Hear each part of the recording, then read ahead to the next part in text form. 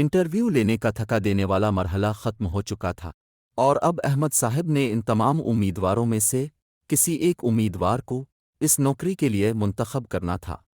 احمد صاحب فیصلہ کرنے سے پہلے ایک بار پھر سے تمام امیدواروں کی درخواستیں پڑھ رہے تھے۔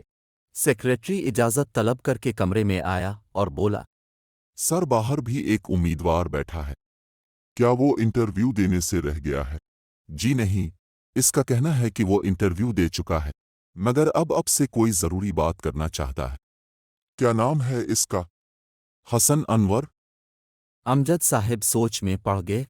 میں اس نوکری کے لیے اس کا انتخاب کر ہی چکا تھا، پھر وہ مجھ سے کیوں ملنا چاہتا ہے؟ ٹھیک ہے، اسے اندر بھیج دو۔ سیکریٹری سر ہلا کر چلا گیا، اور کچھ دیر بعد حسن انور کمرے میں داخل ہوا۔ امجد صاحب نے اس کے باہر رکنے کا مقصد دریافت کیا۔ سر میں اب سے یہ کہنا چاہتا ہوں کہ برائے مہربانی اس نوکری کے لیے میرا انتخاب مت کیجیے گا، یہ آپ کا ایک ضرورت مند پر احسان عظیم ہوگا۔ یہ کیا مذاق ہے؟ کیا تم پاگل ہو گئے ہو؟ جی نہیں جناب، میں پورے ہوش و حواس میں اب سے التجا کر رہا ہوں۔ کیا باہر کسی اور امیدوار نے تمہیں بہکایا ہے؟ جی نہیں۔ تو کیا اب تمہیں اس نوکری کی ضرورت نہیں رہی؟ سچ تو یہ ہے کہ مجھے اس نوکری کی سخت ضرورت ہے۔ تو پھر تم یہ بیجا مطالبہ آخر کیوں اور کس وجہ سے کر رہے ہو؟ دراصل بات یہ ہے جناب، میں ایک بیوہ ماں کی امیدوں کا آخری سہار ہوں۔ میری ماں دل کی مریضہ ہے، اور گھر میں میرے علاوہ کوئی اور ان کی خدمت کرنے والا نہیں ہے۔ جیسا کہ اب دیکھ رہے ہیں، اچھا تعلیمی ریکارڈ ہونے کے باوجود 2 برسوں سے مجھے کوئی نوکری نہیں مل رہی۔ میری ماں کی بڑی آرزو ہے کہ میں بیرون ملک جاؤں اور بڑا آدمی بن جاؤں۔ وہ مجھے ہر اس نوکری کے لیے بھیجتی ہیں جہاں کمپنی ملازمین کو باہر کے ممالک میں بھیجتی رہتی ہے، مگر میں اپنی بیمار ماں کو چھوڑ کر باہر نہیں جانا چاہتا۔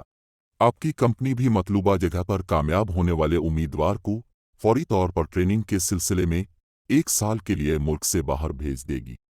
اس لیے سر میں اتنی دیر سے باہر بیٹھا تھا اور آپ سے یہی کہنا چاہتا تھا کہ مہربانی کر کے مجھے اس انٹرویو میں کامیاب مت کیجیے گا۔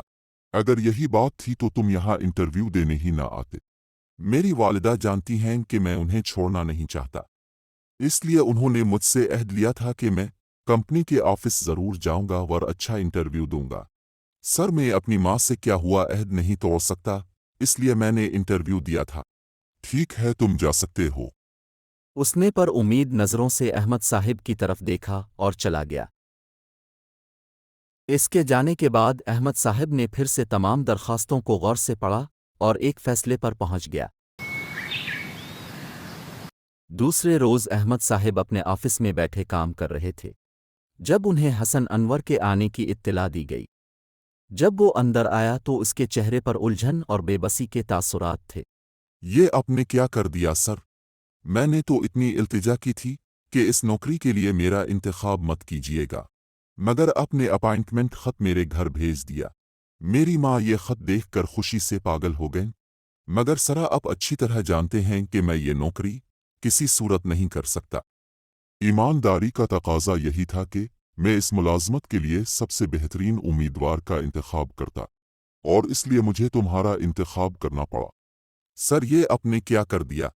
میں اس نوکری کو چھوڑ بھی نہیں سکتا اور اسے کر بھی نہیں سکتا۔ اوہ، میں کیا کروں؟